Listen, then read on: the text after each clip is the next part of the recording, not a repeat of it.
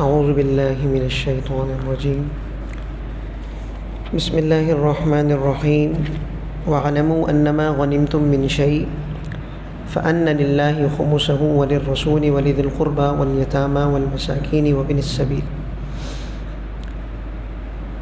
10ویں پارے کے آغاز میں اللہ رب العزت نے مال غنیمت کی تقسیم کو بیان فرمایا کہ کل مال غنیمت کے 5 حصے لگائے جائیں گے۔ 5واں حصہ اللہ اور اس کے رسول، اللہ کے رسول کے قرابت دار، یتیموں اور مسکینوں کا ہے، اور بقیہ 5 میں سے 4 حصے مجاہدین جو جہاد میں شریک رہے، وہ 4 حصے مجاہدین میں تقسیم کیے جائیں گے۔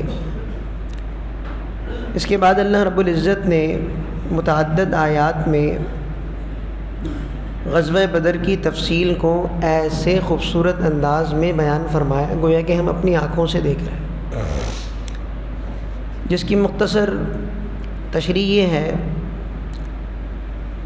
کہ سن 2 ہجری رمضان المبارک میں نبی کریم صلی اللہ علیہ وسلم کو یہ اطلاع ملی کہ مشرکین مکہ کا ایک بڑا تجارتی قافلہ مکہ مکرمہ واپس آ رہا ہے، اور اس میں مشرکین مکہ کا بڑا سرمایہ مسلمانوں کے خلاف جنگ میں استعمال ہونے کے لیے بڑا ایک سرمایہ ہے جو کہ اس تجارتی قافلے میں ہے، اور اس سرمایہ کو مسلمانوں کے خلاف جنگ میں استعمال کرنا ہے۔ تو نبی کریم صلی اللہ علیہ وسلم نے حضرات صحابہ سے مشورہ کیا کہ اس تجارتی قافلے کے تعاقب میں نکلتے ہیں، اور چونکہ یہ باضابطہ کوئی جنگ نہیں تھی، جہاد تک کوئی ایسا موقع تو نہیں تھا کہ سامنے والا لڑنے کے لیے تیار ہے اور اسلحے سے لیس ہے، تو اس لیے جتنے حضرات اس وقت میں تیار ہو سکے وہ ساتھ چل لیے۔ اتفاق سے کسی کے پاس کوئی اسلحہ تھا تو وہ رہ گیا، چونکہ باضابطہ کوئی جنگ لڑنے کے لیے نہیں جا رہے تھے بلکہ اس تجارتی قافلے کو لوٹنا مقصود تھا جو مشرکین کا شام سے مکہ کی طرف جا رہا تھا، جو مسلمانوں کے خلاف جنگ میں استعمال ہونا تھا۔ تو مسلمانوں کی کل تعداد ہے 313 یا 314 یا 315، مختلف روایات آتی ہیں، اور اس تجارتی قافلے کی نوعیت یوں تھی کہ اس میں 60 قریشی، 1000 اونٹ، 50,000 دینار تھے۔ اتنا بھاری بھرکم تجارتی قافلہ تھا۔ اللہ رب العزت نے ارشاد فرمایا وَإِذْ يَعِدُكُمُ اللَّهُ إِحْدَى الطَّائِفَتَيْنِ أَنَّهَا لَكُمْ، کہ جب اللہ تعالیٰ نے اس وقت کو یاد کرو جب تم سے یہ وعدہ کیا کہ 2 لشکروں میں سے ایک تمہارے ہاتھ لگا دے گا، اور تم یہ چاہتے تھے وَتَوَدُّونَ أَنَّ غَيْرَ ذَاتِ الشَّوْكَةِ تَكُونُ لَكُمْ، کہ تمہیں وہ قافلہ ہاتھ آئے کہ جس میں تمہیں کانٹا نہ چبھے، اور اللہ تعالیٰ احقاق حق چاہتا تھا اور باطل کو ختم کرنا چاہتا تھا، تاکہ جو جیے تو وہ دلیل کی بنیاد پر جیے اور جو مرے تو وہ دلیل کی بنیاد پر مرے۔ اب بالکل دلیل واضح ہو جائے حق اور باطل کی۔ نبی کریم صلی اللہ علیہ وسلم جب تعاقب کے لیے نکلے تو ہوا یہ کہ ادھر اس قافلے کو اطلاع ہو گئی اور انہوں نے اپنا قاصد دوڑا دیا مکہ مکرمہ، اور ابو جہل کی سرکردگی میں 1000 کا لشکر جرار کیل کانٹے سے لیس ہو کے لڑنے کے لیے مسلمانوں کے خلاف آ گیا۔ آپ صلی اللہ علیہ وسلم کو اطلاع ہوئی، آپ نے دوبارہ مشورہ کیا اور یہ بات ارشاد فرما دی کہ اللہ رب العزت نے ارشاد فرما دیا ہے کہ 2 میں سے 1 قافلہ تمہیں ملے گا اور تم فتح یاب ہو گئے۔ مسلمان تیار ہو گئے، اور حالت بھی ایسے بنی کہ ساحل کی پٹی سے ہوتے ہوتے وہ قافلہ صحیح سالم مکہ مکرمہ پہنچ گیا۔ اب مسلمانوں کا سامنا ہے 1000 کے لشکر سے جو خوب اپنے سے 3 گنا ہے اور خوب کیل کانٹے سے لیس ہے، ہر قسم کا اسلحہ لڑنے کا ان کے پاس ہے، اور مسلمانوں کے پاس ہر ایک کے پاس تلوار بھی نہیں ہے۔ پہلے سے ابو جہل کا قافلہ پہنچ گیا اور اس نے اچھی جگہ، پکی جگہ منتخب کر لی، پانی کی جگہ منتخب کر لی۔ مسلمانوں کے پاس جو جگہ تھی وہ اکھڑ کھبڑ، پانی کا بھی کوئی بندوبست نہیں، پیر اس میں دھستے تھے، ریتیلی وہاں پر زمین تھی جس میں پیر بھی جمتے نہیں تھے۔ اللہ رب العزت نے ارشاد فرمایا کہ اس وقت کو یاد کرو کہ جب تم پر اونگ آ گئی، وَيُنَزِّلُ عَلَيْكُم مِّنَ السَّمَاءِ مَاءً، آسمان سے اللہ نے پانی برسا دیا۔ کیا فائدے ہوئے؟ اونگ آنے کی وجہ سے مسلمان تازہ دم ہو گئے، پانی برسنے کی وجہ سے جو ریتیلی زمین تھی وہ پکی ہو گئی، اور پانی کا ذخیرہ وضو کے لیے، غسل کے لیے مسلمانوں کے پاس ہو گیا۔ اور اس بارش کے برسانے سے اور اس حالت کے تبدیل ہونے سے اللہ رب العزت نے مسلمانوں کے دل کو باندھ دیا اور ان کو ثابت قدم رکھا۔ اور اس طرف اس کے برعکس حالت ہو گئی کہ پہلے سے پکی زمین میں تھے اور وہاں پر جب بارش برسی تو کیچڑ ہو گئی، اب پھسلنے لگ گئے۔ ارشاد فرمایا اللہ رب العزت نے، اس وقت کو یاد کرو کہ جب تیرے رب نے یہ وحی کی ملائکہ کو، انی معکم فثبتوا الذین آمنوا، میں تمہارے ساتھ ہوں، ایمان والوں کو ثابت قدم رکھو۔ چنانچہ روایات میں آتا ہے کہ فرشتے آسمان سے اترے مسلمانوں کے ساتھ لڑنے کے لیے کفار کے مقابلے میں۔ چنانچہ جب کبھی عمرے پہ، حج پہ جانا ہوتا ہے اور زیارتوں پہ جاتے ہیں تو زیارت کرانے والے بتاتے ہیں کہ یہ جو ہے وہ جبل الملائکہ ہے، یہاں پر فرشتے اترے تھے، یہاں پر کفار کا لشکر تھا، یہاں پر مسلمانوں کا لشکر تھا، وغیرہ وغیرہ۔ چنانچہ مسلمان عام طور پر پہچان لیتے تھے بہت آسانی سے کہ یہ مارا ہوا ہے فرشتے کا اور یہ مارا ہوا ہے ہمارا۔ چنانچہ جو فرشتوں کے مارے ہوئے کفار تھے ان کی گردن پہ اور ان کے پوروں کے کناروں پہ جلنے کے نشانات تھے، اور مسلمان جس کو مارتے تو اس کو تلوار سے قتل کرتے تو اس کے قتل کا نشان، یعنی مسلمانوں کے قتل کا تلوار کا جو نشان تھا وہ اور جلنے کا نشان الگ الگ واضح ہوتا۔ ارشاد فرمایا اللہ رب العزت نے، یاد کرو اس وقت کو اذ یریکہم اللہ فی منامک قلیلا۔ یہ قرآن کریم میں بار بار آپ کو اذ نظر آتا ہے، اذ اس کا کیا مطلب ہوتا ہے؟ اس وقت کو یاد کرو، اس وقت کو یاد کرو، اس وقت کو یاد کرو۔ تو کون سے وقت کو یاد کرو؟ بدر میں ایک اور موقع یہ آیا، یریکہم اللہ فی منامک قلیلا، کہ تمہیں اللہ رب العزت نے انہیں کم دکھایا اور انہیں تمہیں کم دکھایا۔ کیوں؟ تاکہ دونوں لڑنے کے لیے تیار ہو جائیں۔ زیادہ دکھانے کی وجہ سے کہیں کوئی ایک لشکر بھاگ نہ جاتا۔ وَلَوْ أَرَاكَهُمْ كَثِيرًا لَفَشِلْتُمْ وَلَتَنَازَعْتُمْ فِي الْأَمْرِ وَلَكِنَّ اللَّهَ سَلَّمَ۔ ایک اور موقع اللہ رب العزت نے ارشاد فرمایا، یاد کرو اس وقت کو جب شیطان نے ان کے اعمال کو مزین کیا اور کہا کہ آج تم پر کوئی غالب نہیں آ سکتا، میں تمہارے ساتھ ہوں۔ واقعہ یہ ہوا کہ قریش کو پیچھے سے حملے کا خطرہ تھا، کنانہ سے، بنو کنانہ سے، اور بنو کنانے کا سردار ہے سراقہ بن مالک مدلجی۔ تو اس کے بارے میں خوف تھا کہ کہیں یہ مسلمانوں کے ساتھ مل نہ جائیں یا پھر قریش کو، مشرکین کو پیچھے سے کسی پریشانی کا سامنا بنو کنانہ کی طرف سے کرنا نہ پڑے۔ جنگ میں یہ بات بھی تو دیکھنی ہوتی ہے نا کہ ہم میدان جہاد میں اتر گئے اور ہمارا جو دوسرا دشمن ہے اس نے اس موقع سے فائدہ اٹھا لیا۔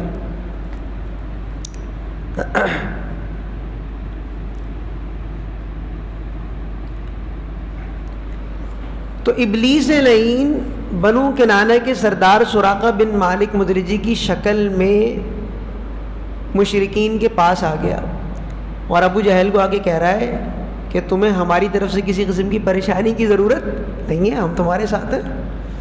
اس بنو کنانہ کا سردار ان کے ساتھ ہے اور ہم تمہاری مدد کرنے کے لیے آ گئے اور آج تم پر کوئی غالب نہیں آ سکتا۔ اب ابلیس تو دیکھ رہا ہے، فرشتوں کو بھی وہ فرق بھی کر رہا ہے کہ یہ فرشتے ہیں اور یہ مسلمان ہیں۔ اب اس نے دیکھا کہ آسمان سے فرشتے اترنا شروع ہو گئے، جبرائیل بھی ہے اور میکائیل بھی ہیں۔ روایت میں آتے ہیں حضرت جبرائیل بھی آئے، حضرت میکائیل علیہ السلام بھی آئے۔ فلما تراءت الفئتان نكص على عقبيه، تو اب کیا کہنے لگا، انی بریء منکم انی ارى ما لا ترون انی اخاف اللہ۔ تین باتیں کہیں کہ بھائی میں تو جا رہا ہوں، میرا تمہاری جنگ سے لینا دینا نہیں ہے۔ انی ارى ما لا ترون، تم جو نہیں دیکھ رہے میں وہ دیکھ رہا ہوں۔ یہ دونوں باتیں تو صحیح کری اس نے۔ اور تیسری بات کہہ رہا ہے انی اخاف اللہ، مجھے اللہ سے ڈر لگ رہا ہے۔ ڈر نہیں لگ رہا ہے اس کو، یہ یہاں پر ان کو مروا کے بھاگ رہا ہے۔ چنانچہ ایسے ہی ہوا، 70 بڑے بڑے رؤسا مارے گئے اور 70 بڑے بڑے رؤسا ان کے قید ہو گئے۔ نبی رحمت صلی اللہ علیہ وسلم نے مشورہ کیا کہ یہ تو ہمارے اپنے بھائی بند ہیں، کیا کرنا چاہیے ان کے ساتھ؟ رحمت للعالمین ہے صلی اللہ علیہ وسلم. تو مسلمانوں کی اکثریت کی رائے اور خود سرور دو عالم صلی اللہ علیہ وسلم کی رائے یہ ہوئی کہ بس کچھ ان سے معاہدہ کر کے فدیہ لے کے لکھنا پڑھنا سیکھ کے چھوڑ دیا جائے ان کو. قریب تک یہ معاملہ طے ہو جاتا، اللہ رب العزت نے آیات نازل فرما دی، لولا کتاب من اللہ سبق، اگر اللہ کی طرف سے پہلے سے فیصلہ نہ ہوتا، لمسکم فیما اخذتم عذاب عظیم، تو عذاب عظیم آ جاتا. ایسا نہیں کرنا چاہیے تھا. اس وقت دھاک بٹھانے کے لیے ان سب کی گردنیں اڑا دینی چاہیے تھی. مسلمانوں کو اتنا ستاتے رہے اور فدیہ لے کے ان کو چھوڑ رہے ہو. اس موقع پہ حضرت سعد ابن معاذ اور حضرت عمر فاروق رضی اللہ تعالیٰ عنہما، ان دونوں حضرات کی رائے یہ تھی کہ حضرت انہوں نے بہت ستایا ہے، اب یہ موقع ہے دھاک بٹھانے کا، تو لہذا ان سب کی گردنیں اڑا دی جائیں. لیکن وہ تھا تو فیصلہ شریعت کے خلاف نہیں، تو اجازت دے دی گئی، فَكُلُوا مِمَّا غَنِمْتُمْ حَلَالًا طَيِّبًا، کہ جو تم ان سے فدیہ لوگے وہ تمہارے لیے حلال طیب ہے، وہ کھاؤ. تو یہ وہ موقع ہے کہ جس میں مسلمانوں کی تعداد ساری ایک طرف ہے اور حضرت عمر فاروق رضی اللہ تعالیٰ عنہ کی رائے ایک طرف ہے. 22 مقامات ایسے ہیں کہ جس میں ایسی ہی سچویشن ہے کہ تمام مسلمان ایک طرف ہے بشمول سرور دو عالم صلی اللہ علیہ وسلم کے، اور حضرت عمر فاروق رضی اللہ تعالیٰ عنہ ایک طرف ہے. اور قرآن کریم موافقت عمر میں نازل ہو رہا ہے رضی اللہ تعالیٰ عنہ. تو لہذا بھائی یہ سوچنا چاہیے. دھڑلے سے کہہ دیتے ہیں وہ تراویح کوئی اللہ کے نبی کی سنت تھوڑی ہے، یہ تو حضرت عمر کی سنت ہے. 3 طلاقوں کو جو ایک کیا ہے، یا جو 3 طلاقوں کو 3 قرار دیا، یہ تو عمر کا سیاسی فیصلہ ہے. بھائی عمر پتہ بھی ہے کون ہے، پتہ بھی ہے عمر کون ہے. عمر وہ ہے کہ جس رستے پہ وہ چلتا ہے شیطان وہاں سے رستہ بدل کر دیتا ہے، بدل دیتا ہے، اور یہ قیامت تک رہے گا. شیطان بدلتا رہے گا، آج بھی بدل رہا ہے شیطان. دللے سے کہتے ہیں، اپنے آپ کو مقابلے عمر لاتے ہیں کہ ہم جو کہہ رہے ہیں وہ مان لو، اور جو حضرت عمر رضی اللہ عنہ کہہ رہے ہیں وہ نہیں مانو. عقل والوں کے لیے اس میں بہت بڑی دلیل ہے کہ ہم کیا اور ہماری اوقات کیا. ہم بھی حضرت عمر رضی اللہ تعالیٰ عنہ کیا ہے، حضرت عمر رضی اللہ تعالیٰ عنہ. اور پھر دوسری بات یہ یاد رکھنے کی ہے کہ کس نے یہ سبق پڑھایا کہ سنت صرف سرور دو عالم صلی اللہ علیہ وسلم کے طریقے کا نام ہے. اور بخاری کی رٹ لگانے والوں کو معلوم نہیں ہے کہ خیر القرون کون کون سے زمانے ہیں، اور کیا خلیفہ راشد کی سنت کو اللہ کے نبی نے دانتوں سے پکڑنے کا حکم نہیں دیا ہے؟ کیا اللہ کے نبی کو معلوم نہیں تھا کہ حضرت عمر رضی اللہ تعالیٰ عنہ آگے جا کے بدعتی بن جائیں گے؟ نعوذ باللہ من ذالک، خاکم بدہن. کیا حضرت عمر رضی اللہ تعالیٰ عنہ کے بارے میں ان کو معلوم نہیں تھا کہ آپ نے اپنی موجودگی میں حضرت عمر رضی اللہ تعالیٰ عنہ کو مدینہ منورہ میں قاضی بنایا ہوا تھا؟ ابھی واقعہ گزرا نا 2-3 دن پہلے کہ حضرت عمر رضی اللہ تعالیٰ عنہ نے گردن اڑا دی تھی اس کافر کی کہ جس نے اللہ کے نبی کے فیصلے کو مسترد کیا تھا. اور وہاں پر ہم نے یہ تشریح کی تھی آپ کو کہ حضرت عمر رضی اللہ تعالیٰ عنہ نے ایک عامی آدمی کی حیثیت سے اس کو قتل نہیں کیا تھا، کیونکہ یہ تو جرم ہے. وہ قاضی تھے اور ان کا فیصلہ حکومت کا فیصلہ تھا. بہرحال اس صورت کے آخر میں مسلمانوں کا دوست، مسلمانوں کا رفیق انہیں قرار دیا جو کہ ایمان والے ہیں، مسلمانوں کی مدد کرنے والے ہیں، ہجرت کرنے والے ہیں، تو یہ مسلمانوں کے دوست ہیں. اگلی صورت سورۃ التوبہ ہے، مدنی صورت ہے، 129 آیات اور 16 رکوعات پر مشتمل ہے. اس صورت کا ایک نام ہے سورہ توبہ. سورہ توبہ کو توبہ اس لیے کہتے ہیں کہ اس میں 3 مسلمانوں کی توبہ اللہ رب العزت نے قبول فرمائی. اسی طرح اس صورت کا ایک اور نام ہے فاضحہ، دجل کو کھول دینے والی، رسوا کر دینے والی. چونکہ اس صورت میں منافقین جو غزوہ تبوک سے پیچھے رہے اور جھوٹ بولتے رہے، ان کا جھوٹ اللہ رب العزت نے بالکل واضح کر دیا، ان کو رسوا کر دیا. اس لیے اس صورت کا نام کیا ہے؟ سورہ توبہ. اسی طرح اس صورت کا نام سورہ براءت بھی ہے، براءۃ من اللہ ورسولہ. تو مسلمانوں کا جو معاہدہ تھا مختلف کفار سے، اس سے بھی براءت کی گئی، تو اس لیے صورت کا نام سورہ براءت بھی ہے. اور قصہ مختصر یہ ہے کہ سن 6 ہجری میں مسلمانوں کا معاہدہ ہوا مشرکین مکہ کے ساتھ، جسے ہم کہتے ہیں صلح حدیبیہ. انشاءاللہ وہ سورہ فتح میں آخری اشرے میں آئے گا وہ. تو بنو بکر یہ کفار کے اور بنو خزاعہ مسلمانوں کے حلیف بن گئے. جب ہوتا یہ ہے کہ دو قوموں کا آپس میں معاہدہ ہوتا ہے تو ہر ایک قوم کے جو دوسرے معاہدین ہوتے ہیں ان سے بھی خود بخود وہ معاہدہ ہو جاتا ہے. تو جب مسلمانوں کا قریش سے معاہدہ ہو گیا کہ ہم آپس میں جنگ نہیں کریں گے تو تمہارے دوستوں کے ساتھ بھی ہم جنگ نہیں کریں گے. بات واضح ہو رہی ہے. تو بنو بکر یہ قریش کے اور بنو خزاعہ مسلمانوں کے حلیف تھے. تو ہوا یہ کہ بنو بکر نے بنو خزاعہ پر حملہ کیا اور قریش نے بنو بکر کا ساتھ دیا اور مسلمانوں کے حلیفوں کے خلاف ان کو اسلحہ اور مدد فراہم کی. تو کیا ہوا پھر؟ کیا ہوا اس سے؟ معاہدے کی خلاف ورزی ہوئی تو معاہدہ ٹوٹ گیا. تو پھر اللہ رب العزت نے اس صورت میں جتنے کفار ہیں ان کے ساتھ برات کا اعلان کیا. کتنے کفار تھے؟ ایک تو وہ معاہدین مسلمانوں کے تھے جن سے صلح ہوئی تھی اور انہوں نے صلح توڑ دی، نمبر ایک. تو حج کے موقع پر اعلان کروایا جا رہا ہے. حج کا مہینہ کون سا ہوتا ہے؟ ذوالحجہ. اور ذوالحجہ کے بعد کون سا مہینہ آتا ہے؟ محرم. یہ دونوں مہینے اشہر حرم میں. تو ان کو چھوٹ یہ مل گئی کہ ان دو مہینوں کے بعد اب ہمارا تمہارا کوئی معاہدہ نہیں ہے. اور کیا معاملہ ہوگا میں بھی آگے ذکر کر رہا ہوں. نمبر دو، مسلمانوں کے وہ معاہدین کہ جن سے کوئی معاہدہ تھا، اس معاہدے کی کوئی میعاد بھی تھی اور انہوں نے معاہدے کی پاسداری کی تھی، معاہدے کی خلاف ورزی نہیں کی تھی، تو ان کے لیے حکم یہ تھا کہ جتنے عرصے کا، جتنی مدت کا تمہارے ساتھ ان کا معاہدہ ہے اس وقت کو پورا کرو. تیسری قسم کفار کی وہ تھی کہ جن سے مطلق معاہدہ تھا، اس کی کوئی لمٹ، اس کی کوئی مدت نہیں تھی. تو ان کو یہ کہہ دیا گیا کہ اب سے 4 مہینے کی تمہیں مہلت ہے، اس کے بعد ہمارا معاہدہ خود بخود ختم ہو جائے گا. چوتھے کفار وہ تھے کہ جن کے ساتھ کوئی معاہدہ مسلمانوں کا تھا ہی نہیں. ان کو بھی کہہ دیا گیا کہ 4 مہینے کی مہلت ہے، اس کے بعد تمہیں کوئی مہلت نہیں ملے گی اور تمہارا معاہدہ ختم ہو جائے گا. تو 3 باتوں کا تمہیں اختیار ہوگا اس وقت کے بعد، جو تفصیل میں نے ذکر کی ہے. اس کے بعد کتنی باتوں کا اختیار ہوگا؟ 3 باتوں کا اختیار ہوگا. نمبر 1، اسلام لے آؤ. نمبر 2، جزیرہ عرب چھوڑ دو. نمبر 3، اگر نہیں مانتے تو آ جاؤ میدان میں، فیصلہ کرتے ہیں تلوار کے ذریعے سے.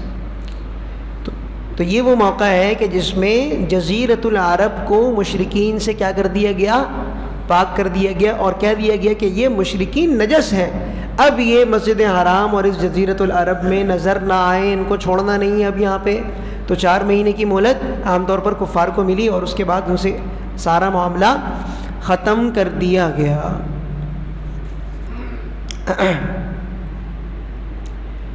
اس کے بعد اللہ جل شانہ نے ارشاد فرمایا کہ مشرکین کو یہ حق ہی نہیں ہے کہ وہ مساجد اللہ کو تعمیر کرے. مساجد کو تعمیر کرنے کا حق تو ان کو ہے جو کہ اللہ پر اور آخرت پر ایمان رکھتے ہیں اور جہاد فی سبیل اللہ کرتے ہیں. ارشاد فرمایا کہ حاجیوں کے پانی پلانے کو اور مسجد حرام کی تعمیر کو تم برابر قرار دیتے ہو ان کے جو اللہ اور آخرت پر ایمان لائے اور جنہوں نے اللہ کے راستے میں جہاد کیا. لا یستوون عند اللہ، اللہ کے نزدیک کے برابر نہیں ہو سکتے.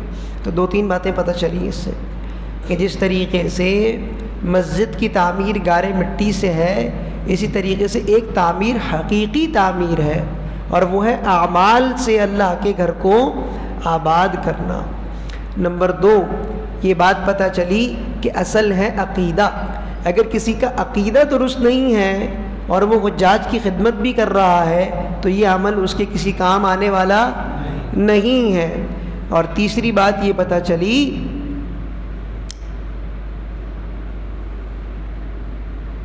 کہ ظاہری طور پر بھی جو اعمال خیر ہیں اس کے حقدار وہی لوگ ہیں جن کے باطن میں ایمان ہے. تو جن کے باطن میں ایمان ہے، ظاہری اعمال سے بھی امت کے انہی کے ظاہری اعمال سے بھی فائدہ ہوگا. چنانچہ حضرت تھانوی رحمۃ اللہ علیہ کا مشہور مقولہ ہے کہ اگر ایک بے دین آدمی دین کی بات کرتا ہے، بے دین آدمی دین کی بات کرتا ہے تو اس کے دین کی بات سے بھی وحشت ہوتی ہے۔ بس اوقات ایک آدمی کر رہا ہے دین کی بات لیکن دل قبول نہیں کر رہا، یار تم نہیں کرو بات۔ کیوں؟ اس لیے کہ جو الفاظ ہیں اس کا تعلق دل سے ہے، ٹھیک ہے۔ اور وہ تنویر رحمۃ اللہ نے فرمایا ہے کہ دیندار آدمی جب دنیا کی بات کرتا ہے تو اس میں بھی نور ہوتا ہے۔ چنانچہ اللہ والے کبھی دنیا کی نعمتوں کی بات کرتے ہیں، دنیا کی بات کرتے ہیں، اس کے اندر بھی ایمان بڑھ رہا ہوتا ہے۔ تو اصل بات کیا ہے کہ زبان تو بس ایک سہارا ہے اور اصل میں دل سے ملتا ہے۔ نبی کریم صلی اللہ علیہ وسلم کی مجلس میں ہر وقت بیانات نہیں ہوتے تھے بلکہ اکثر خاموشی ہوتی تھی۔ صحابہ کرام بیٹھے ہوئے، سرور دو عالم صلی اللہ علیہ وسلم بھی بیٹھے، تو اور وہاں پر بھی فیض مل رہا ہے، اس لیے کہ دل سے نور نکل رہا ہے اور وہ دل میں منتقل ہو رہا ہے۔ ارشاد فرمایا اللہ رب العزت نے کہ اگر دین اور دین کے کاموں کے خلاف تمہارے آباء و اجداد بھی جاتے ہیں اور تم رشتہ داریوں کو مقدم رکھتے ہو اور دین اور دینی احکامات کو پیچھے رکھتے ہو، فتربصوا حتی یأتی اللہ بامرہ، تو اب ایسے موقع پر تو تم اللہ کے عذاب کا انتظار کرو۔ قل ان کان آباؤکم وابناؤکم واخوانکم وازواجکم وعشیرتکم واموال اقترفتموها وتجارۃ تخشون کسادها۔ سمجھ میں آ رہا ہے نا اس کا تو ترجمہ ہے تو بالکل آباء، اخوان، اموال، تجارت، مساکن، گھر۔ اگر تمہیں یہ اللہ اور اس کے رسول سے زیادہ محبوب ہیں اور اس کے رستے میں لڑنے سے، تو تم اللہ کے عذاب کا انتظار کرو۔ ارشاد فرمایا اللہ رب العزت نے لقد نصرکم اللہ فی مواطن کثیرۃ ویوم حنین، اللہ تعالیٰ نے تمہاری مدد فرمائی ہے بہت سی جگہوں میں اور بطور خاص غزوہ حنین میں، جب تمہیں تمہاری کثرت نے عجب میں مبتلا کر دیا۔ وضاقت علیکم الارض بما رحبت، زمین وسعت کے باوجود تم پر تنگ پڑ گئی اور تم پیٹ پھیر کے بھاگے، پھر اللہ نے سکینہ نازل کیا اور اس لشکر کو نازل کیا جس کو تم دیکھتے نہیں تھے، اور کافروں کو عذاب دیا، اور یہ کافروں کی جزا ہے، اور پھر اللہ تعالیٰ نے توبہ قبول کی۔ واقعہ یہ ہے کہ نبی کریم صلی اللہ علیہ وسلم کو مکہ فتح کرنے کے بعد پتہ چلا کہ دو قبائل حوازن اور ثقیف، ان کے لیے اب یہ آخری معرکہ ہے کہ مکہ فتح ہو گیا، مشرکین سارے کے سارے ذلیل ہو گئے ہیں، مسلمانوں کو غلبہ اللہ رب العزت نے عطا فرما دیا، تو یہ خوب اسلحے سے لیس ہو کے اپنی عورتوں بچوں کو لے کے میدان جہاد میں آ گئے مسلمانوں کے خلاف۔ اور حوازن بڑا زبردست عرب کا تیر انداز قبیلہ ہے۔ نبی کریم صلی اللہ علیہ وسلم انصار و مہاجرین 10,000 کو لے کر آئے تھے مکہ فتح کرنے کے لیے، 10,000 یہ ساتھ ہو گئے۔ عین فتح مکہ کے موقع پہ 2,000 اور مسلمان ہوئے ہیں، انہیں کہتے ہیں طلقاء، انہیں بھی نبی کریم صلی اللہ علیہ وسلم نے ساتھ لے لیا۔ مسلمانوں کی تعداد کتنی ہو گئی؟ 10 جمع 2 12,000، زیادہ بھی بعض روایت میں تقریباً 14 تک کا بھی آیا، بہرحال 12,000۔ یہ پہلا موقع ہے کہ مسلمانوں کی تعداد 3 گنا زیادہ ہے کفار سے، اور حوازن و ثقیف کل کتنے ہیں؟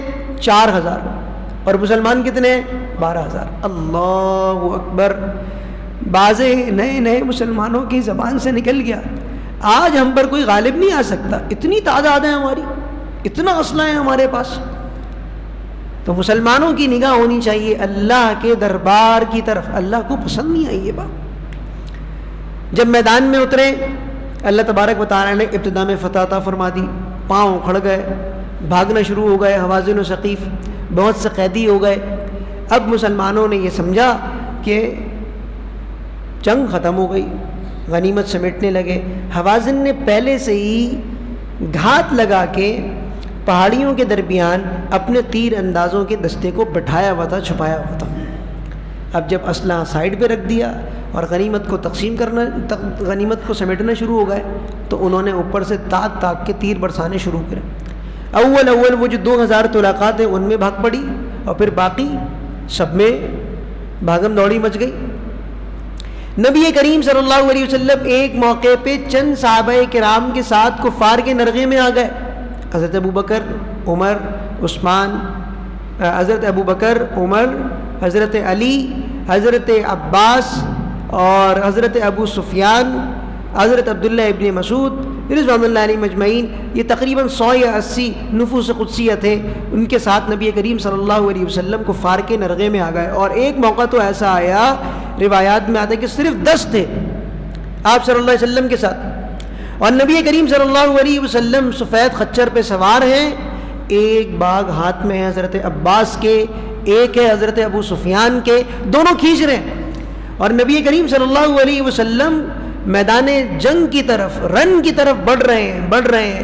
اور نبی کریم صلی اللہ علیہ وسلم کی زبان اقدس سے جاری ہے، انا النبی لا کذب انا ابن عبد المطلب، میں جھوٹا نبی نہیں ہوں، میں عبد المطلب کا بیٹا ہوں. ہمارے یہاں پیٹھ دکھا کے بھاگنے کا اور ہمارے یہاں بزدلی کا، ہم تو سامنے سے لڑتے ہیں، چاہے وہ شہادت کا موقع آ جائے یا فتح کا موقع آ جائے. مسلمانوں میں ایک افواہ یہ اڑ گئی کہ نبی کریم صلی اللہ علیہ وسلم شہید ہو گئے، رہی صحیح کسر بھی ختم، کمر ٹوٹ گئی. آپ صلی اللہ علیہ وسلم نے اعلان کروایا، الیہ عباد اللہ، میری طرف آؤ لوگوں. حضرت عباس رضی اللہ تعالیٰ عنہ جہیر الصوت تھے، بہت دور تک آواز جاتی تھی. حضرت عباس رضی اللہ تعالیٰ عنہ نے آواز لگائی، اللہ اکبر. روایات میں آتا ہے جیسے ہی کان میں آواز پڑی کہ اللہ کے رسول بلا رہے ہیں، تو اپنی سواریوں کے رخ کو ویسے ہی پلٹ دیا حضرات صحابہ کرام رضوان اللہ علیہ مجمعین نے، اور جس کی سواری نے پلٹنے میں دیر کی، سواری کو چھوڑ دیا اور ایسے ہی پلٹ کے واپس آ گئے. سرور دو عالم صلی اللہ علیہ وسلم نے ہاتھ میں مٹی کی اٹھائی اور شاہت الوجوہ پڑھ کے پھینکی، ہر کافر کے آنکھ میں گئی، اور حالت ایسی ہوئی کہ آن واحد کے اندر بڑے بڑے ان کے سردار اور ایک بڑی تعداد ان کی قتل ہو گئی، اور ایک بڑی تعداد ان کو باندھ کے نبی کریم صلی اللہ علیہ وسلم کے قدموں میں لا کے رکھ دیا. اب جب واپس مسلمان آپ صلی اللہ علیہ وسلم کے پاس پہنچے ہیں تو دیکھ رہے ہیں یہاں پر تو معاملہ ہی الگ ہے، ایک بڑی تعداد کٹی پڑی ہے اور ایک بہت بڑی تعداد قید ہو گئی ہے. تو مسلمانوں کو متنبہ کر دیا کہ تم اپنی کثرت پر، تعداد پر، اسلحے پر نہیں لڑتے ہو، حکم تو تمہیں بھی یہی ہے کہ ان ساری چیزوں کو جمع کرنا ہے. چنانچہ بدر کے موقع پہ ارشاد فرما دیا ہے کہ جتنی قوت تم جمع کر کے رکھ سکتے ہو اس کی تیاری رکھو، حالت امن میں حالت جنگ کی تیاری رکھو. چنانچہ تعلیمی، اقتصادی، مادی، معاشی ہر قسم کی تیاری رکھنی ہے، اور ہر قسم کا اسلحہ تیار کر کے رکھنا ہے. اس لیے یہ بات سمجھ لینی صحیح ہے کہ بعض جاہلوں نے یہ بات کہنی شروع کر دی ہے کہ دین کا رستہ کیا ہے، مسجد میں بیٹھنا، درس قرآن دینا، درس قرآن سننا اور مدرسے میں جانا، بس دین یہ ہے. یاد رکھنے کی بات ہے، اسلحہ سازی یہ مسلمانوں پر فرض ہے، فرض. فوج میں بھرتی ہونا مسلمانوں پر فرض ہے. ایک بڑی تعداد کا ایسا ہونا کہ جو جنگ کی تیاری کرتی رہے، یہ مسلمانوں کے ذمے فرض ہے. اس لیے ہم جو کام بھی کرتے ہیں نا جناب، چاہے وہ دنیا کا ہی کیوں نہیں ہے، اس پر ثواب بھی ملتا ہے، اور ثواب ملتا ہے. نیتوں کو درست کروائیں. تو جغرافیائی اور نظریاتی سرحدوں کی حفاظت بہت ضروری ہے، اور یہ بھی دین ہے. یہ کس نے کہہ دیا کہ فقط مسجد میں بیٹھنا دین ہے؟ اس کے بعد تقریباً 20 آیات میں اللہ رب العزت نے اہل کتاب سے جہاد کا حکم بیان کیا گیا ہے کہ ان کے لیے بھی اب حکم یہی ہے کہ یا تو وہ مسلمان ہو جائیں، اور یا پھر وہ جزیہ لے کے ذلیل ہو کے مسلمانوں کی ماتحتی میں رہیں. پھر تقریباً اس پارے کے نصف سے آخر تک، اس پارے کے اور 11ویں پارے کے 1 ربع تک اللہ رب العزت نے غزوہ تبوک کو بیان فرمایا. اور اس کا قصہ مختصر یہ ہے کہ سن 9 ہجری میں نبی کریم صلی اللہ علیہ وسلم کو معلوم ہوا کہ شام کا نصرانی بادشاہ ملک غسان مسلمانوں پر حملہ کرنے کے لیے پیش قدمی کر رہا ہے، اور اس نے مدد مانگی ہے روم کے قیصر سے، اور یہ اس وقت کی سپر پاور ہے اور باضابطہ فوجیں ہیں یہ. تو نبی کریم صلی اللہ علیہ وسلم نے فرمایا ہم پیش قدمی فرمائیں گے، ہم آگے بڑھ کے شام کی سرحد پر پڑاؤ ڈالیں گے، اور یہ ہم سے لڑنے کے لیے آ رہے ہیں، ہم چلتے ہیں ان کی سرحد پر. موقع کیا ہے؟ سخت گرمی، سخت تنگی، اور عام طور پر مدینہ منورہ کا گزر بسر ہے کھجوروں پر، کھجوریں پکنے کے قریب ہیں، مقابلہ اس وقت میں باضابطہ فوج سے ہے، سپر پاور سے ہے، اور سفر تقریباً 800 میل دور ہے. کتنی ساری مشکلات ہیں. اللہ رب العزت نے مسلمانوں کے دلوں کو باندھ دیا اور وہ جانے کے لیے تیار ہو گئے، لیکن منافقین نے مختلف ہیلے بہانوں سے کام لے کے شرکت نہیں کی. جو نبی کریم صلی اللہ علیہ وسلم کے پاس آ کے عذر و معذرت کرتا، آپ اس کے عذر کو قبول کرتے. نہیں جانا ہے نہیں جاؤ. سوائے 3 صحابہ کرام کے جو سچے پکے مخلص تھے، تمام صحابہ گئے، الا ہے کہ کوئی معذور تھا تو اس کے اوپر شرن حکم ہی یہی تھا کہ وہ نہیں جا سکتا ہے. لیس علی الضعفاء ولا علی المرضى. اور اس کے علاوہ جتنے لوگ تھے مدینہ منورہ میں وہ سارے کے سارے کون تھے؟ منافق تھے. تو اس صورت کا نام فاضحہ بھی ہے. تو تقریباً 3 پاؤں میں اللہ رب العزت نے اس پارے کے آدھے اور اگلے پارے کے 1 ربع میں منافقین کو خوب رسوا کیا کہ ایسے کہیں گے ایسے کہیں گے ایسے کہیں گے. نبی کریم صلی اللہ علیہ وسلم نے جب پیش قدمی فرمائی تو ایک مقام ہے، اس کا نام ہے تبوک. وہاں پر جا کے آپ صلی اللہ علیہ وسلم نے پڑاؤ کیا اور روم کے بادشاہ کو آپ صلی اللہ علیہ وسلم نے خط لکھا، اس کو اسلام کی دعوت دی. اسلام اس کے دل میں آ گیا، لیکن اپنے وزراء اور اپنی قوم کی انکار کی بنا پر اس نے اسلام تو قبول نہیں کیا، لیکن وہ ملک غسان کی مدد سے باز آ گیا. اللہ رب العزت نے ان سپر پاوروں کے دل میں بھی مسلمانوں کا رعب ڈال دیا. مسلمان وہاں پر کچھ دن رہنے کے بعد خوب عزت سے واپس آ گئے. اور ان منافقین نے یہ پہلے سے سوچ رکھا تھا اب یہ تو ان کا آخری موقع ہے، واپس لوٹ کے نہیں آئیں گے تو جو ہماری چودراہٹ ان کے آنے سے ختم ہو گئی تھی وہ دوبارہ سے شروع ہو جائے گی. تو مختلف ان کے ہیلے بہانے.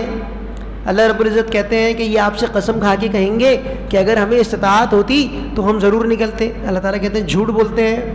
اللہ تعالیٰ ارشاد فرماتے ہیں کہ آپ سے اجازت وہ لوگ لیتے ہیں لا یؤمنون باللہ والیوم الاخر، جو اللہ اور آخرت کے دن پر ایمان نہیں رکھتے، اور آپ سے وہ اجازت لینے کے لیے آتے ہی نہیں ہیں جو اللہ اور آخرت کے دن پر ایمان رکھتے ہیں. ایک بڑی عجیب آیت ہے. اللہ اکبر اللہ اکبر. ولو ارادوا الخروج لاعدوا له عدة ولكن كره الله بعاثهم فثبتهم وقيل قعدوا مع القاعدين. بات یہ ہے کہ ان کا اٹھ کھڑا ہونا اللہ کو پسند ہی نہیں تھا. ان کا نبی کریم صلی اللہ علیہ وسلم کی معیت میں جہاد میں جانا پسند ہی نہیں تھا. یہ کہتے ہیں کہ ہم نہیں گئے، نہ اللہ ہی نے پسند نہیں کیا کہ یہ نہ جائے. تو لہذا جو آدمی یہ سمجھ رہا ہوتا ہے کہ ارے جاؤ یار ہم کیا دین کا کام کریں گے، بڑے آئے بڑے دیکھ لیے ہم نے دین والے، تو بھائی تم دین سے پیچھے تم نہیں رہ رہے ہو، بلکہ اللہ تعالیٰ نے پسند ہی نہیں کیا کہ تمہارے ہاتھ سے دین کا کوئی کام ہو. فثبتهم وقیل قعدوا مع القاعدین. بعضوں نے ایسے مضحکہ خیز عذر پیش کیے کہ ایک صاحب ہیں ان کا نام ہے جد بن قیس. وہ کہنے لگے کہ حضرت مجھے فتنے میں مبتلا نہیں کیجیے، آپ روم والوں سے لڑنے کے لیے جا رہے ہیں، بڑی خوبصورت خوبصورت گوری گوری چٹی عورتیں ہوتی ہیں ان کی، تو میں فتنے میں مبتلا ہو جاؤں گا، تو اس لیے میں جہاد پہ اس لیے نہیں جا رہا. اللہ نے فرمایا الا فی الفتنۃ سقطوا، فتنے میں تو گر گیا ہے. وان جہنم لمحیطۃ بالکافرین، اور جہنم نے کافروں کا احاطہ کر رکھا ہے. دل میں ان کے یہ خیال تھا کہ مسلمان لوٹ کے آنے والے نہیں ہیں. قسم کھا کے پھر مسلمانوں کو کہتے تھے کہ ہم تمہارے ساتھ ہیں. اللہ نے فرمایا یہ تمہارے ساتھ نہیں ہے. صدقات کے بارے میں زبان درازی کرتے تھے. حالت یہ فَإِنْ أُعْطُوا مِنْهَا رَضُوا، دے دو تو خوش ہو جائیں گے، نہیں دو تو پھر مسلمانوں کے خلاف زبان دراز کریں گے. نبی کریم صلی اللہ علیہ وسلم نے کسی منافق کو کچھ بھی نہیں کہا. جس نے آگے جو عذر پیش کیا رحمت عالم صلی اللہ علیہ وسلم نے قبول کیا. تو بدتمیز کیا کہنے لگے کہ یہ نبی تو کان ہے، کان، جو کہو گے کان کی طرح کچھ جواب نہیں دیں گے، قبول کر لیں گے. نعوذ باللہ من ذالک. ایک اور بات یہ ذکر کی کہ منافقین یہ ڈرتے ہیں کہ ان کے بارے میں کوئی حکم نازل نہ ہو جائے کہ ان کے جتنے مکر ہیں وہ اللہ تعالیٰ کھول کے نہ رکھ دیں. ان منافقین کی صفات و عادات پہلے کفار کی طرح ہے. اللہ رب العزت نے درمیان میں ایک عجیب و غریب واقعہ ذکر فرمایا کہ بعض وہ ہیں جو کہ اللہ سے یہ وعدہ کرتے ہیں کہ اگر اللہ تعالیٰ ان کو مال دے گا تو لنصدقن ولنکونن من الصالحین، تو وہ کیا کریں گے بھائی، صدقہ و خیرات بھی دیں گے اور نیک ہو جائیں گے. ایک صاحب ہیں ان کا نام ہے ثعلبہ نبی کریم صلی اللہ علیہ وسلم کے پاس آئے اور کہنے لگے اے اللہ کے نبی میرے لیے دعا کر دیں کہ میرا مال بڑھ جائے، مال و دولت مجھے مل جائے۔ آپ نے فرمایا ہے کہ وہ کم مال کہ جس کے حقوق ادا کیے جائیں اس سے بہت بہتر ہے کہ بڑھ جائے اور اس کے حقوق ادا نہ کیے جائیں، او کما قال صلی اللہ علیہ وسلم۔ پھر بھی ضد کری، نہیں آپ میرے لیے دعا کر دیں مال بڑھ جائے۔ اللہ کے نبی نے فرمایا بھائی میری طرح رہنا تمہیں پسند نہیں ہے؟ یعنی آپ صلی اللہ علیہ وسلم کے پاس مال تھا، جو آتا تھا وہ بھی لٹا دیتے تھے، صبح آ گیا ہزاروں میں لاکھوں میں اور سب ختم۔ ایک آدھ دینار بھی اگر آپ کے پاس رہ گیا، درہم رہ گیا، رات کو نیند نہیں آ رہی ہے۔ میری ذات میں تمہارے لیے نصیحت اور نمونہ نہیں ہے؟ نہیں میرے لیے دعا کرتے۔ اللہ کے نبی نے دعا فرما دی۔ حال یہ ہوا کہ جو منع کیا تھا اللہ کے نبی نے وہی سامنے آ گیا۔ اتنا مال بڑھا، اتنا مال بڑھا، اتنا مال بڑھا کہ جمعے اور جماعت سے وہ پیچھے رہنے لگ گئے۔ پھر آ کے کہا کہ میرا مال اتنا بڑھ گیا ہے، میں مدینے سے باہر جا رہا ہوں رہنے کے لیے۔ مدینے سے باہر چلے گئے، خوب وادیاں بھر گئیں، اتنا مال مویشی اللہ نے عطا فرمایا۔ زکوٰۃ کا جب حکم نازل ہوا، اللہ کے نبی صلی اللہ علیہ وسلم نے زکوٰۃ وصول کرنے کے لیے صحابی کو بھیجا۔ پہلے ٹال بٹول سے کام لیا اور پھر کہنے لگا کہ یہ تو ٹیکس ہے، جزیہ ہے، مسلمانوں سے بھی لینا شروع ہو گئے۔ نعوذ باللہ من ذالک۔ آپ صلی اللہ علیہ وسلم کے پاس آ کے بتایا کہ ایسا کہا ہے ثعلبہ نے۔ آپ نے 3 دفعہ فرمایا وہی ثعلبہ، ثعلبہ ہلاک ہو جائے، ثعلبہ ہلاک ہو جائے، ثعلبہ ہلاک ہو جائے۔ اس کے خاندان والوں نے بتایا کہ اللہ کے نبی نے تیرے لیے بد دعا کر دی ہے۔ ابھی بھی دل میں ڈر نہیں ہے، بس دکھانے کے لیے آ گیا اور آ کے زکوٰۃ پیش کرنے لگا۔ اللہ کے نبی نے فرمایا مجھے اللہ نے منع کیا ہے تجھ سے زکوٰۃ لینے سے، تجھ سے میں زکوٰۃ نہیں لے سکتا، منع کیا۔ دکھانے کے لیے مٹی اٹھا کے سر پہ ڈالنے لگا، پھر واپس چلا گیا۔ نبی کریم صلی اللہ علیہ وسلم کے زمانے اقدس کے بعد حضرت ابو بکر رضی اللہ تعالیٰ عنہ کے زمانے میں آیا، زکوٰۃ لے کر آیا۔ حضرت ابو بکر نے کہا کہ اللہ کے نبی کو جب منع کر دیا اللہ نے اور اللہ کے نبی نے تجھ سے زکوٰۃ نہیں لی تو میں بھی نہیں لے سکتا۔ حضرت عمر کے زمانے میں آیا، حضرت عمر نے قبول نہیں کی۔ حضرت عثمان کے زمانے میں آیا، قبول نہیں کی، اور حضرت عثمان کے زمانے میں کفر کی حالت میں مرا۔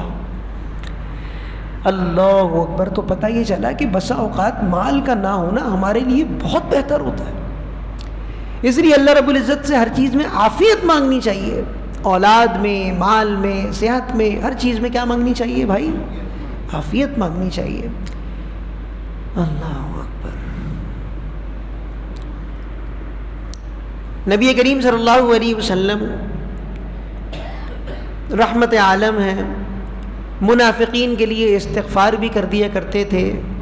رئیس المنافقین عبداللہ ابن ابی جب مر گیا تو ان کے بیٹے ہیں، ان کا نام بھی ہے عبداللہ ابن ابی، پکے سچے مسلمان ہیں۔ اللہ تعالیٰ مردہ سے زندہ کو پیدا کرتا ہے، کیسے؟ پکے سچے مسلمان ہیں۔ انشاءاللہ سورۃ المنافقون میں آخری اشرے میں آئے گا کہ انہوں نے کیا کیا تھا اپنے ابا کے ساتھ۔ اللہ کے نبی ابا ہیں میرے، کرتا دے دیجئے اپنا۔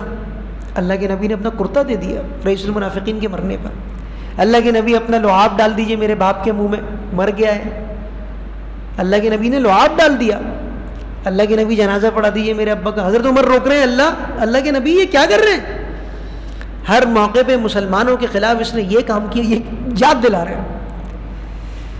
اللہ اکبر۔ نبی کریم صلی اللہ علیہ وسلم نے فرمایا، بخاری کی روایت میں ہے کہ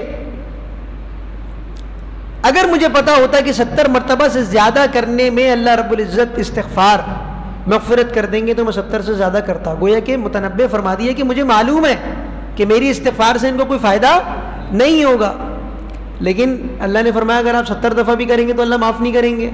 تو مجھے اگر یہ بات پتہ چلتی، حالانکہ مجھے یہ بات پتہ ہے کہ مغفرت نہیں کریں گے، تو اعلیٰ سبیل الفرض یہ بات ارشاد فرمائی کہ اگر مجھے یہ پتہ ہوتی کہ اس سے زیادہ میں مغفرت ہو جاتی تو میں وہ بھی کر دیتا۔ نبی کریم صلی اللہ علیہ وسلم کو اللہ رب العزت نے انتہائی حکم یہ ارشاد فرما دیے کہ آپ ان کی نماز جنازہ نہیں پڑھ سکتے، ان کی قبر پہ بھی نہیں کھڑے ہو سکتے۔ وَلَا تُصَلِّ عَلَىٰ أَحَدٍ مِّنْهُمْ مَاتَ أَبَدًا وَلَا تَقُمْ عَلَىٰ قَبْرِهِ۔ تو اللہ رب العزت نے منافقین کو جو کہ دھوکہ دینا چاہتے تھے اور نقصان پہنچانا چاہتے تھے مسلمانوں کو، دنیا میں بھی ذلیل کیا اور آخرت میں بھی ذلیل کیا۔ تو میرے محترم دوستوں اور بزرگوں، ہمیں تلاش کرنی چاہیے وہ صفات جو منافقین کے اندر تھی، اور تلاش کرنی چاہیے وہ صفات جو کس میں تھی؟ مسلمانوں میں۔ تو منافقین کی صفات سے بچنا چاہیے اور منافقین کی صفات اپنانی چاہیے۔ ایک صفت منافقین کے اللہ رب العزت نے یہ بھی ذکر کی ہے کہ ایک موقع پہ اللہ کے نبی نے کہا کہ بھائی اللہ کے راستے میں خرچ کرو۔ حضرت عبد الرحمن ابن عوف رضی اللہ تعالیٰ عنہ نے اسی موقع پہ 4000 دینار دے دیے۔ کہنے لگے یہ تو دکھاوا کر رہا ہے۔ ایک اور صحابی ہیں، ان کے پاس کچھ تھا نہیں، کچھ بھی نہیں تھا، مزدوری کی، اور مزدوری سے جو کچھ ایک منٹ، ایک سا کھجور تقریباً 3.5 کلو ہوتی ہے، 3.5 کلو کھجور کما کے لا کے نبی کریم صلی اللہ علیہ وسلم کی خدمت میں دے دی۔ تو کہنے لگے اللہ تعالیٰ کو اس کی ضرورت ہے، اس سے کیا ہوگا؟ یعنی زیادہ خرچ کیا تو کیا کہنے لگے؟ ریاکاری کر رہا ہے۔ کم خرچ کیا تو کہہ رہے ہیں کہ اللہ کو اس کی ضرورت نہیں۔ بھائی جو آدمی جس درجے میں دین کا کام کر رہا ہے، مجھ سے تو بہتر، مجھ سے تو بہتر۔ حضرت تھانوی رحمۃ اللہ علیہ فرمایا کرتے تھے کہ میں ہر مسلمان کو فی الحال اور ہر کافر کو فی المعال اپنے سے بہتر سمجھتا ہوں۔ کیوں؟ کیونکہ مسلمان تو مجھ سے بہتر ہے، اور کافر بھی مجھ سے بہتر ہے کہ مجھے معلوم نہیں ہے کہ میرا خاتمہ ایمان پر ہوگا یا نہیں ہوگا، اور اس کافر کا خاتمہ ایمان پر ہو جائے گا۔ تو اس لیے بھائی کبھی بھی اپنی ذات کی طرف نگاہ نہ جائے، اور جو دوسرا جس درجے میں نیکی کا کام کرے اس کو سراہنا چاہیے اور اپنے معاملے میں ڈرنا چاہیے۔ اللہ تعالی ہمیں توفیق عطا فرمائے۔ الحمدللہ رب العالمین، الصلاۃ والسلام علی سیدنا الانبیاء والمرسلین، آمین برحمتک یا ارحم الراحمین۔